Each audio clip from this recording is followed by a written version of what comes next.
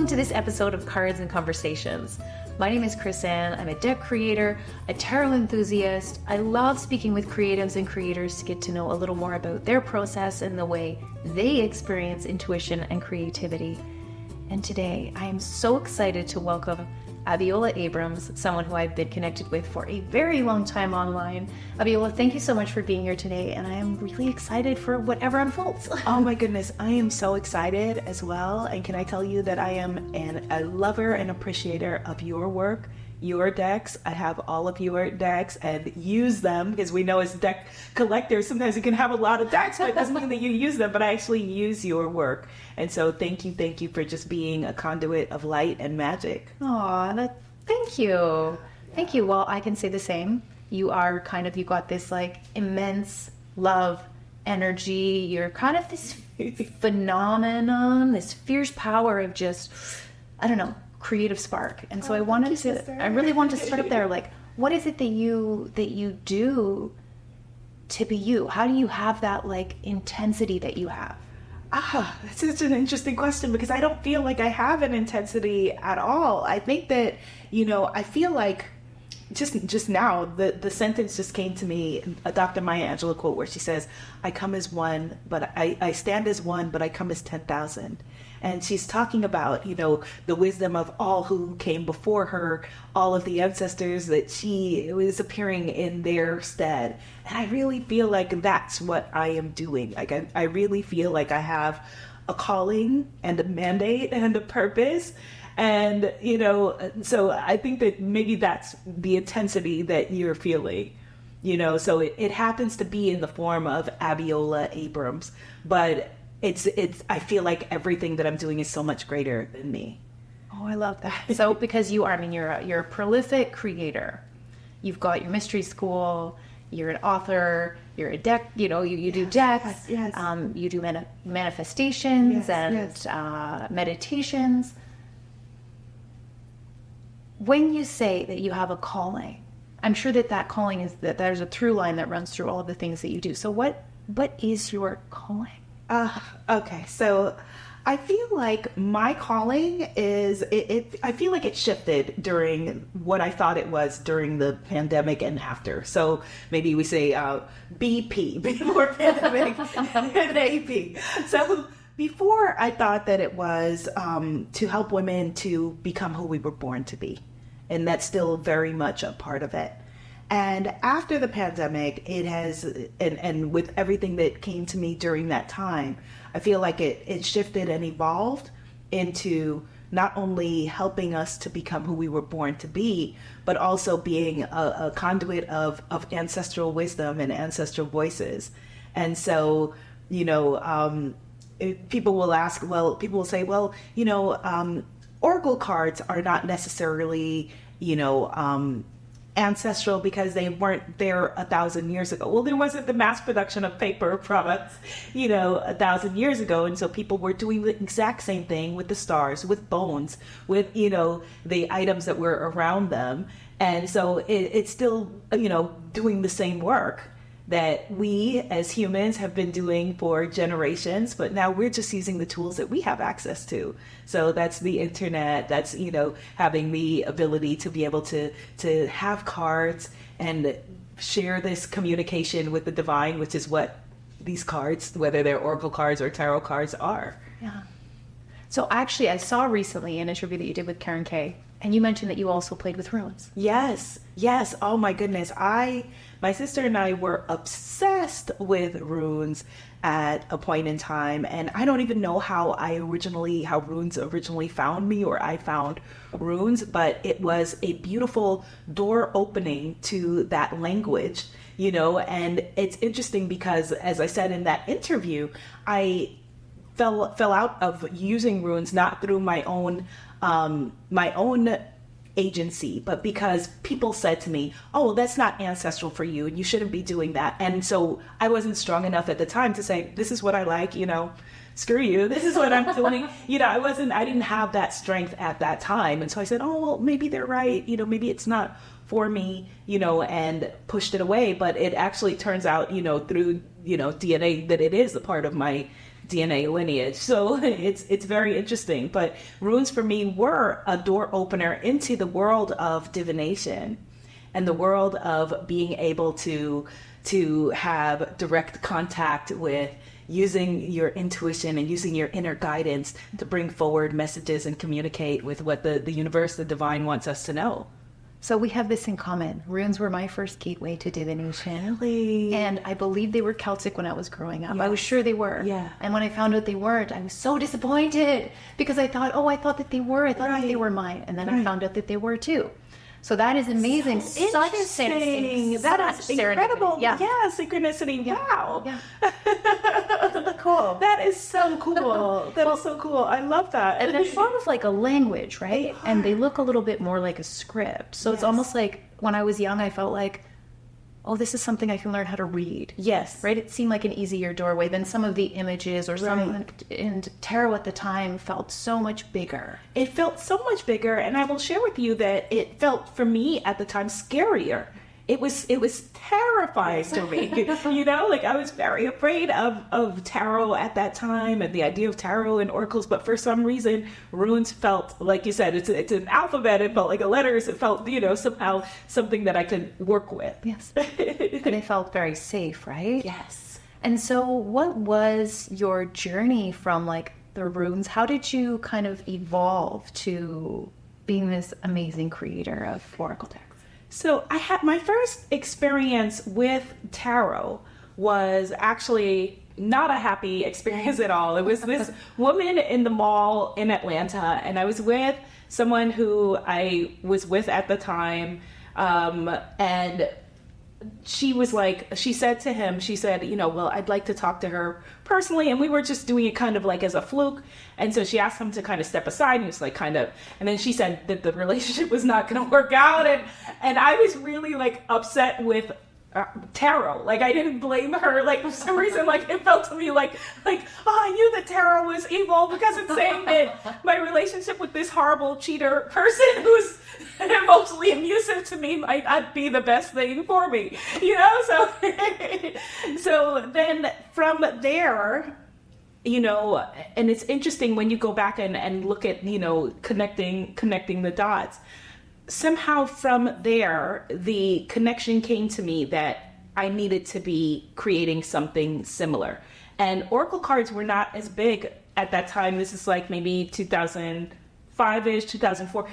Oracle cards were not a big thing at all around that time. But I started to make my own. And my sister and I used to make our own runes. And so I started to make my own oracle cards, and I would have them printed by Vistaprint as business cards, because that was what I had access to. So I had them printed like as business cards, and I would somehow be, you know, doing readings for people, for friends, for myself, and was even like giving them out to people. Like when I would go to things, I was giving them out and all of that. And then got the calling from there to do African Goddess affirmation cards, which I was using again as oracle cards, but the affirmation, using them as affirmation cards was again a safe entry, and just the, you know, and so from there, then I had created a deck called Womb Manifesting Fertility Goddess cards, and because I had been doing a lot of goddess work, and so that was the natural the natural entryway. Yeah, of like just having them printed at places that printed business cards or postcards and doing them that way. You were just doing it like bootstrapping it, doing it your own way. Absolutely. And not, again, connecting it necessarily to any bigger movement, but feeling like that was what I needed to do, what I was being told to do, what I was being, you know, the direction that I was being moved in and moved toward. Yeah. You're right. Back then, oracle cards were so unknown that you would say, do you know what oracle cards are? And people would kind of look at you like a deer in the headlights. They wouldn't get it. And then you'd say, do you know angel cards? And maybe they get it. Right. But at the time. That was it. Exactly.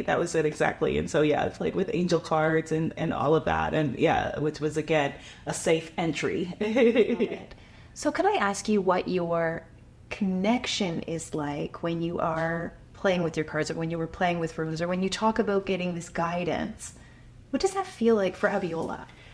It's interesting, and I'm sure your audience is familiar with, the different clairs, the different ways that we receive energy. For me, I'm clairsentient. So for me, it's like a download that's just a feeling, like just a knowingness so that it's almost when I go back and try to recreate or place where something came from, it's hard to know because it just comes down and it's like, then I just know it.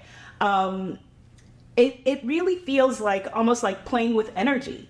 Like the same way that I look at my daughter who is 2 years old and she loves to play with Play-Doh. She loves having Play-Doh with her hands, and it's that kind of feeling. It's the feeling of like a dance of being able to play with energy and being able to be gifted a means to help other people to do the same. And so that is really special. Like that is one of the beautiful things about what we get to do, moving from, for me, creating cards for myself that I then could read and work with my friends, but creating something, a means by which that other people could be able to have that connection with the divine and find out whatever it is that they need to know, whether they're using it as a personal development tool or whether they are using it as a means to, somehow, have guidance about what's to come, or whether in the case of the Secrets of the Ancestors deck, whether they're using it to have direct connection with their own ancestors. That's the beautiful thing about being able to be a part of their story, helping them to get the tools that they need to move forward in that way. And what is the divine to you? So for me, the divine is, divine consciousness, the divine, the universe, God, the creator, all of those words for me are fine. You could say, the big rainbow in the sky, you could say, whatever it is. Like for me, like I don't feel like divine consciousness gets hung up on language in the way that we do as human beings. Like, we're very concerned about like what to call that energy. I feel like it is the energy of love, the energy of creation, the energy of connection, the energy of community, the very much the teachings of, there's love and then there's fear. And so the divine consciousness is all that is love. And I feel that from you in your teachings. I'm so glad that I asked. I really do. Yes, definitely. You have this gift of, and maybe I'm wrong. I feel like do you consider yourself a channeler? Yes, absolutely. Yeah, because I feel that when you are, it's like a transmission that comes direct from you, and it is love. I just got chills because I was talking to someone earlier today, and they were talking about, they're asking me about downloads, and I said, I have nothing wrong with the word downloads, but for me, I feel like it's a transmission, and you just said that, so yeah, that's absolutely it. And that makes me so happy because, so often we're doing something you don't know that other people really are getting it. And so that makes me happy that you get it. Well, it's palpable even from the other side of the screen. I mean, right here, even more so, but on the other side of the screen, when you are in it, there's an energy there. So thank you. You need to know that if no one's told you. It's amazing. Thank you. I'm happy to hear that. Thank you. Is there a difference for you between the transmissions that you get from this divine love creation when you are speaking to people and then when you're creating? Like, what is the creative process like for you? I consider myself to be an artist. And so even though, I want to acknowledge the beautiful Destiny Powell, who is the artist of my first 3 decks, these 2 and what to come. But I consider myself to be an artist as well. And so for me, whether I'm writing books or creating decks or making a video or, that's the Play-Doh that I'm molding through. That's my play. That's my way of playing. It's just, it's expression. It's fun. Being able to connect with someone like you who is doing, things that are similar, like that for me, like this is like, I'm in heaven right now. Like this, it's all play. It's play. That's what it is. It's play. I had a conversation with Rebecca Campbell and she said the exact same thing. And it was this like life-giving, playful sort of energy that doesn't necessarily feel like work that you're doing because, so for you, when you are creating and when you're playing, it feels like you are energy rich. It feels like you're getting more energy from it. Yes, absolutely. Absolutely. Energy rich, being fed like, like a wonderful like meal, like, like all of those things. Yes, absolutely. Absolutely. Like it's like being the fullest expression of myself while also being a conduit of the fullest expression of the divine as interpreted by me. So I want to go to your childhood. Yeah. You grew up in New York? I grew up in New York. I am a New Yorker, born, bred. Absolutely. I was born in Brooklyn, raised in Queens, went to school in Manhattan, went to college in upstate New York. I am a New Yorker through and through. First generation American New Yorker. And you have a lineage of healers. Yes. Yeah. Yes. So my mother and my father are from Guyana, South America. They're both from the same tiny village, but they met in New York City at a party. Didn't know each other, even though my dad knew my mom's family. They did not know each other until they met in New York. And on both sides, I'm from a lineage of healers and artists, actually. But the interesting thing is that on my maternal side, on my mother's side, one of the things that I found out let me take a step back. During the pandemic, one of the things that, we had a lot of urgent energy, like most of us, and one of the things that I became very urgent about was connecting with my own ancestors. And so I had received the nudge to create a Facebook group to connect people on my mother's side who are in Canada. I have a lot of relatives in Toronto, a lot of relatives in the UK, a lot of relatives in Guyana, South America, where we're from, and in the US. And so I created this Facebook group, and all of us were coming together and pooling information that we had to build, our stories about who we knew us to be as family members. And one family member who actually is not here, so I guess that was the part of the urgency, is that because he ended up dying of COVID, so who is no longer here, shared with us a book that talked about our lineage that those of us here in New York did not know about. And in that book, it talked about the fact that we were the only African people who had our original last name, my mother's line, the only people in Guyana who had our original African last name, because we were brought to be healers. We were brought to Guyana to be healers because the enslavers felt like they didn't want to be doctors to Black people because they didn't consider us to be human. So they felt like, well, we need our own doctors. And that was my lineage that they brought, who were healers. And so we had our original name. And so my mother, that's her maiden name, is still that original name. Wow. And so, yes. And I'm getting chills now talking about it. And so, there are many different healers that I know of in my direct lineage, but I did not know this history, that this is literally like what I was born to do. And it just happens to take this form that it takes, but it's the same work. My mother's great grandmother, who was called Ma. She was a woman's fertility healer. They didn't use this language, but this is what she did. She helped women to give birth to their babies and helped women who had fertility challenges and issues. And that's what she did. And she was paid in goats and, eggs. And that's what she did. What an incredible story to find out. It just, I'm sure it felt like it all made sense. Yeah. And this is, I assume, where the secrets of the ancestors came from this incredible understanding of your family and where, Very much so. I feel like having this ancestral connection for me has been very life-changing and a gift that I don't take for granted. And I know that everyone doesn't necessarily have access to their ancestral information or some people, they don't like their immediate generation of ancestors, so they write off the whole thing altogether. And so it's important for me to be able to share with people the power of, doing ancestral work, whether you use your own blood or family ancestors, or you use cultural ancestors or ancestors of the land, the land that we are walking on. There are different kinds of ancestors. There are, I call them plant-cestors, yes, plant-cestors. There are,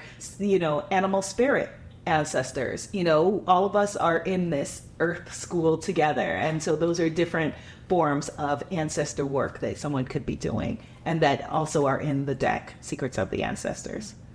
Yeah, I believe that even when it's difficult for us to look back on our ancestors, I really believe that every single person on the planet has ancestors that are so happy for them, yes. And that only thing that they want is for us to be happy and joyous and thriving and evolving. Yes. It's like the point is to evolve. Yes. And to be better, Yes, absolutely. Absolutely. That's it exactly. That's one of the things that I talk about in the guidebook for this deck. I address directly that, that, all of us, everyone has, sinners and saints, in their family lines. But our ancestors, we're the evolution of their consciousness. Yes. We're the evolution of their consciousness. So how wonderful. Beautiful. What do you think, it's sticking with me, your idea about the plant-cestors and like all of these different ancestors or these different ancestral energies that are playing. And it's almost the image that I get, because I'm visual when I get, I get this image of this soup of energy of all of these things playing together. When you think about all of those different energies, what does it feel like for you? Like, are they, I want to just go deeper on the nuance there. Yeah. The way that I see it is the land remembers. So human beings, we may forget things or things, traditionally we remember for a generation or two, but the land remembers, the earth remembers, the ocean remembers. And so it is this kind of medley of consciousness in different forms. This, so whether it is, a cat ancestor, or, a plant ancestor that was here on the earth before and is now here on the earth again. There's consciousness in that. There's energy in that. And there's wisdom in that we need to know. So, for example, the Dogon people of West Africa, their form of divination is that they work with, as an animal spirit, the sand fox. And they will draw a specific grid that is on the floor at night, on the ground, outdoors at night. And when they wake up in the morning, the way that the sand fox has walked and interacted, and whether it was one sand fox or two, how the footprints are, how they moved, is, something that they then read. That's their version of an oracle and reading. And so that's magical. That is consciousness. That's a dance between, the shaman, the spiritual leaders, and the divine and animal spirits. That's incredible. I think that's very human. I mean, when you go far back enough, yes, whether it's, I think of course my brain is I'm just going to think about myself here. But, when we go far back enough, the Druids of the Celtic heritage, there was the wren that was really important. They had the tree that they talked to. Yes. Yeah. We have this connection that somehow we seem to have, we lost it. And maybe, I don't know, but to me it feels like during COVID, a lot of us kind of, people that were not even in it. We were already in it, but there was a lot of people that kind of came on board with, there's something here with nature that we need to get more, in touch with. Absolutely. Absolutely. Even for me, like it has gotten deeper, like a deeper connection, as we said, I'm a New Yorker. And so, and recently I purchased my first home. And it being a New York home, like it doesn't have like it's not like a huge, acres and acres of land. But my intention was in the backyard. I was thinking I was going to cement over, okay, I'm going to just cement this over. My dad and my mom were like, they want to start a garden because they have gardens, so they took it upon themselves to plan how they were going to garden in my yard. And like I said, my intention was, okay, I can cement this over and create a playground here and a, pergola there and whatever. And, in my dreams, which is, in a big way that my ancestors interact with me, they came to me and they were like, absolutely not. You are not permitted to cement this over in any way, shape, or form. You may not do that. This is we, and the way the words came to me was, we gave you back the land. You have to keep the land. And it just kept repeating, we gave you back the land. You have to keep the land. So, this reconnection with nature is important, very important. So I'm going to get to your Yes. beautiful new deck. Yes. You mentioned to me right before we sat down Yes. that there's actually a major arcana embedded in this deck. Now, as a tarot enthusiast, this makes me very excited. Playing a little bit. Okay. And let's do like a message from the ancestors together with whichever deck you want to choose from there. I'm definitely working with this one. Okay. I love your Fool. So I'm looking here at Boo Boo the Fool, and Boo Boo the Fool actually has, like, the Fool card usually has a little animal spirit. Yes. With it. Often it's a little dog, but Yes. you've got this cute little there Yes. possibilities and potential. This is what a treat this is for me. Yay! So let me share with you. So there's an African American axiom saying, like, what do you think I am? Boo Boo the Fool, right? So there's that. So that's where Boo Boo the Fool was coming from originally. But one of the beautiful things that I connected with in doing this ancestral research, which for me is, a combination of spiritual research, my connection with the divine, and then actual academic, scholarly research, which the geek in me loves. One of the things that I found is that throughout the Caribbean, throughout the African diaspora, there is also the saying of different boo-boo, boo-boo and the fool. And then my mom shared with me that there's a Calypso song named, that goes like something like, Mama, look a boo-boo. Like talking about like these kids saying, like, who's this boo-boo, calling someone. And then she's like, oh no, that's no boo-boo, that's your dad. That's like the song. Now, all of that was in the guidebook, but they made me cut a lot of that. My editor Melody was like, that's interesting, but I don't think it's like so interesting that it needs to be in the guidebook. And so the cat, also, I had a beautiful kitty cat named Annabelle. And so Annabelle's energy is there as a part of, the possibilities of the Fool. So there is that is the Fool there in that deck. So my dog is in this deck. Oh. I just love that. That's not her. It's not her. No, Okay. she's hiding in the deck. Okay. But I love this. Spirit just does these things, Yes, right? yes, Like, I'm such a huge fan. Yes. Serendipity is my favorite form of magic, right? It's so wonderful, and it's like you can't make this stuff up. You really can't. You just can't. Really can't. Especially if you pull Jupiter. I'm just. So I'm gonna shuffle, and why don't we? 8 of Wands. Okay, so bleaked out. Very. Yeah, and I think that we should come up with a little bit of a jumper there, a message from the ancestors together, and I'm gonna let you start. Okay, all right, so let's see. What do we need to know? All of us, we being you who are watching too, what do we need to know right now? Curious creatures. Hello. I got Boo Boo the Fool again. So possibilities and potential for us. That's what we are. That's a good energy for us at this moment. And of course, the Fool. There you go.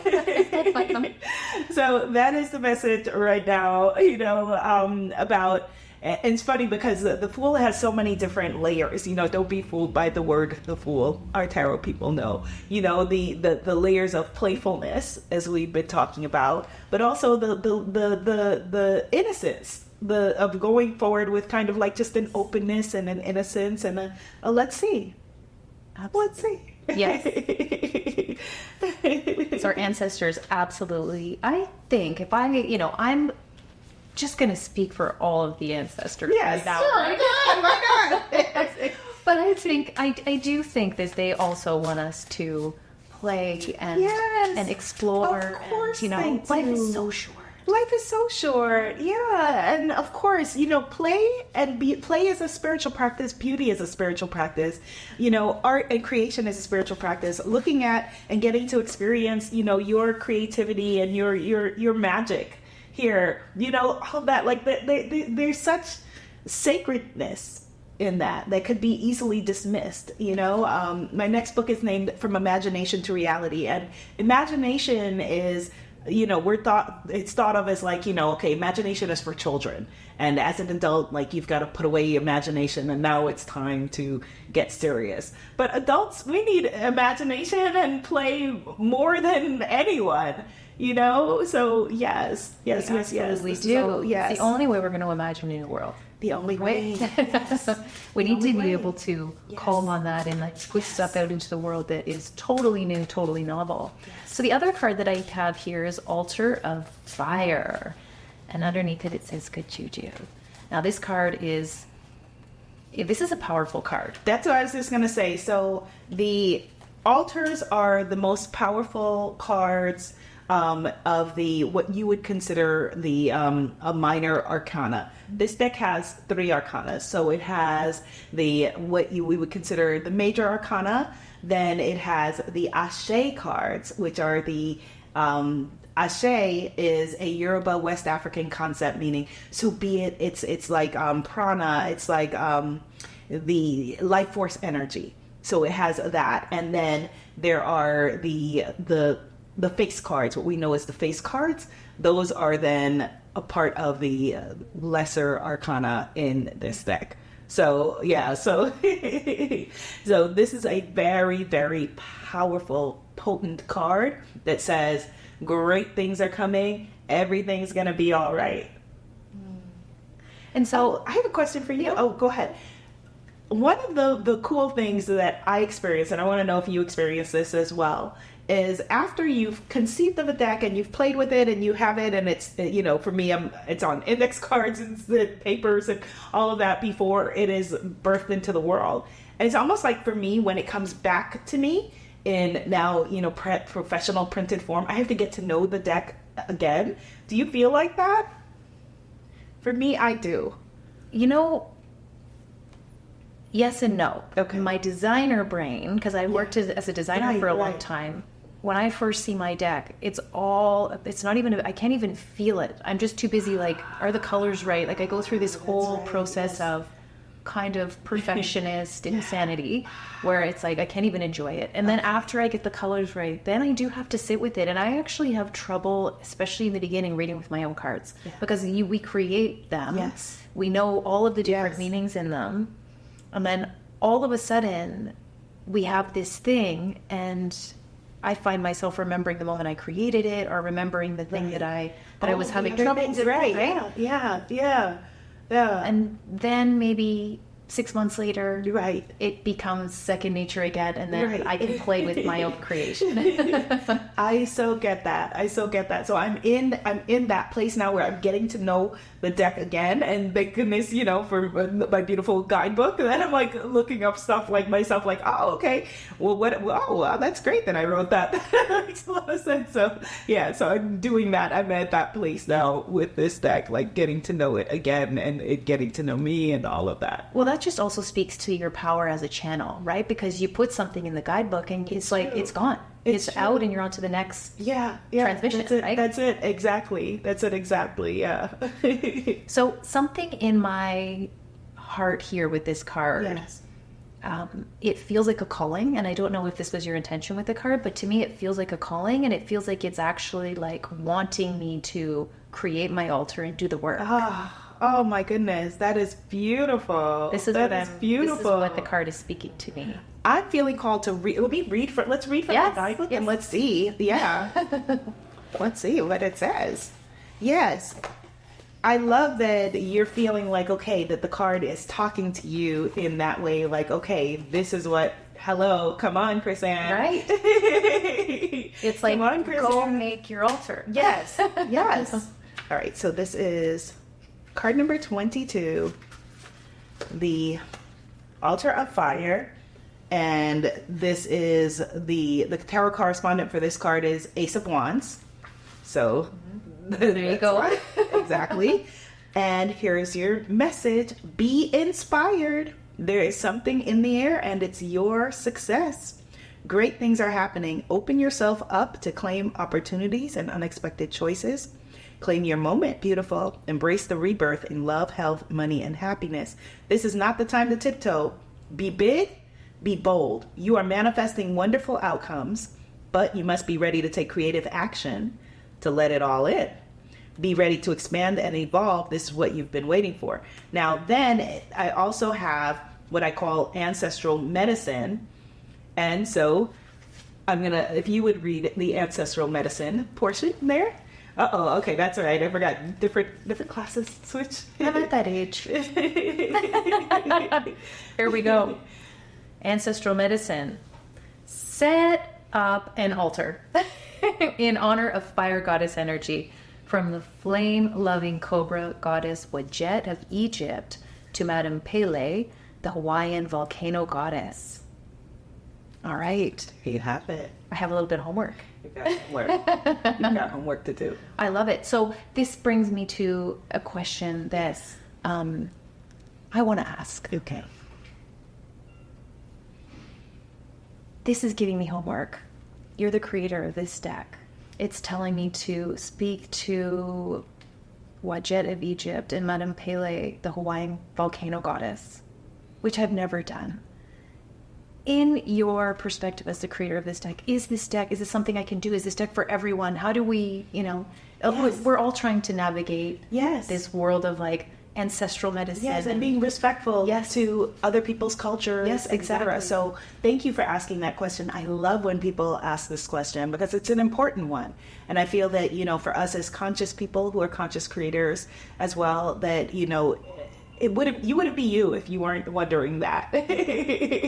You wouldn't be you if you weren't wondering that. And for me, the answer is yes, absolutely, that this is ancestral medicine. So for me, I know that I have been the beneficiary of the medicine of the Kabbalah, the medicine of, Hermetic wisdom, the medicine of this book From Imagination to Reality is channeling the wisdom of a Black Ethiopian rabbi, from 100 years ago. So there is sacred ancestral medicine that if we approach it with love and respect, which obviously you would do, and the beautiful empaths and light workers who are watching this would do as well, that's what we would do. And the instruction is not to go and set up an altar to Pele or Wadjet. The instruction is to set up an altar to divine feminine fire energy, whatever that means to you. Whatever that means to you. And so that could be just the fiery force of your inner fire, your inner creative fire. It could be that, or it could be a force that is from your lineage. All of the above. All of the above. I love that answer. I love that answer. And that is something, it's just reminding me of me mentioning the runes and saying like, oh, I found out that I do have that. But also, even if I didn't, I don't want people to feel restricted. It's totally, you know what I mean? I think that if we are honoring and being loving, and I think that if our ancestors met one another, they would love each other. They would. And here's the interesting thing, and I shared this with Goddess Asha came to speak at my mystery school, and people asked that same question, is it okay for us to work with things that are from your heritage? And she gave a very similar answer. And I shared with them afterward, I said, just know that what I'm sharing with you and what Asha is sharing with you, that's still my thoughts and that's still her thoughts, and leave room for someone else who may say, the total opposite. That I cannot speak for, everyone. She cannot speak for everyone. These are our thoughts on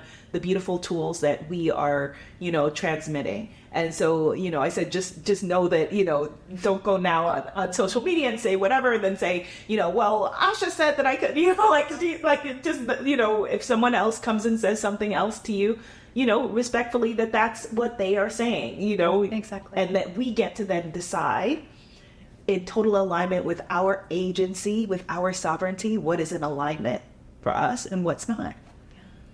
And oftentimes, I think when we are truly in alignment with our own higher selves and our own compassion and our own love, these curiosities that we have, that maybe they're almost like seeds that come from different places. This is the way I live my life. I've always constantly tried to find creative energy and inspiration, but truly, they're just seeds. Mm-hmm. And then they kind of get planted, and we make these seeds what they will be. Our own love and our own compassion and our own divine inspiration is born from them, and then it becomes something that is ours and not something that is someone else's. You know what I mean? Yes, like it's too.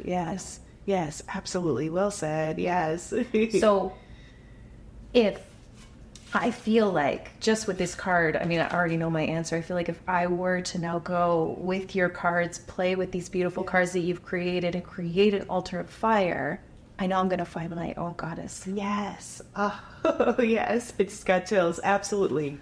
Yeah. Absolutely. What are you working on right now? Okay. So I am not only working on, bringing these beautiful cards into the world, but the book From Imagination to Reality, bringing this book forward. Do you mean like what I'm working on, like creative side, or what I'm sharing with the world, or which? Or all of it. So I'm working on another deck.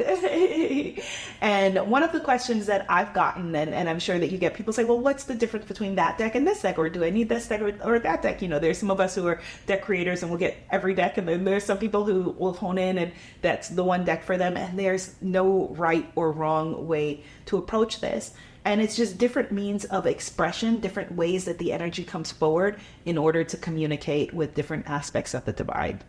And so for me right now, I'm working on a new deck that I don't want to give too much information about yet, because we're still in the, so that's exciting. And I am birthing a new interactive course that's a part of Valu's Goddess Mystery School called the Priestesshood, that I am so excited about. And it's where we are going to get together and not only do oracle work, but also do spell work as well. And, tapping into the power of the divine feminine for manifesting and creation.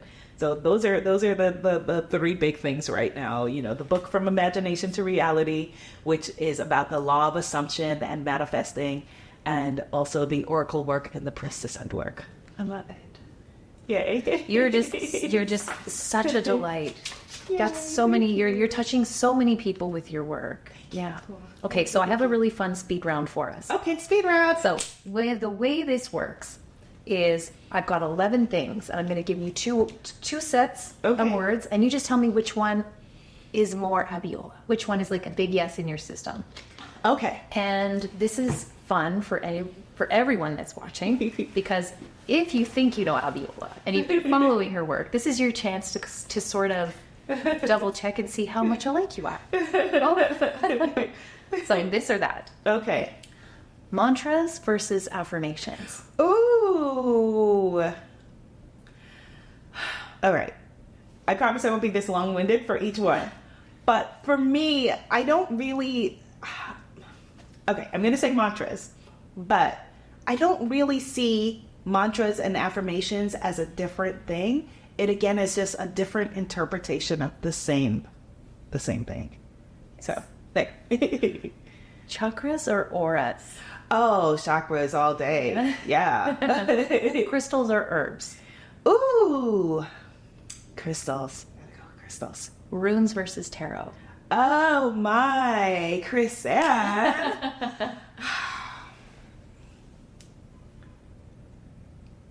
Oh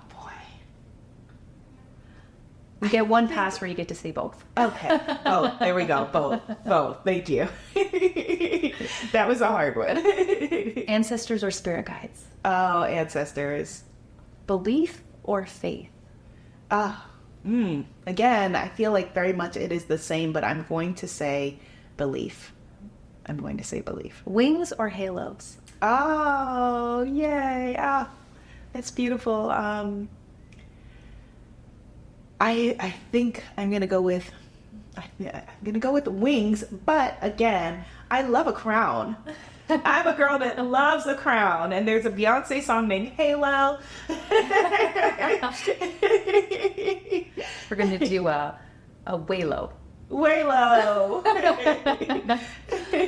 Ritual versus ceremony? Oh, ritual versus ceremony. Ritual, absolutely. Okay, psychic gifts or intuitive practice?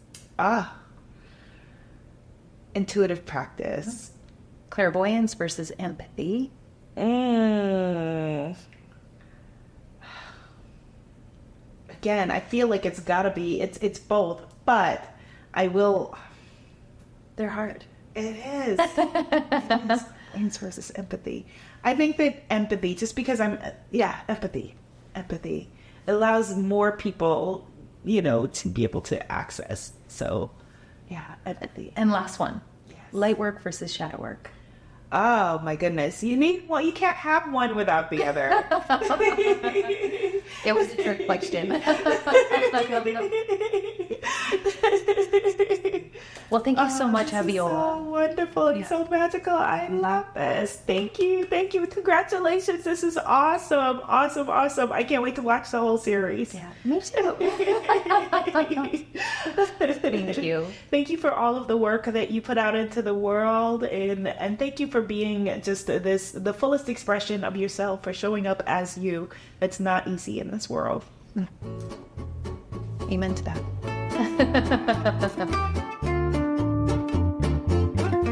I hope that you've enjoyed this conversation as much as I did. I would love to have you back with us next week when we see Dougal Fraser.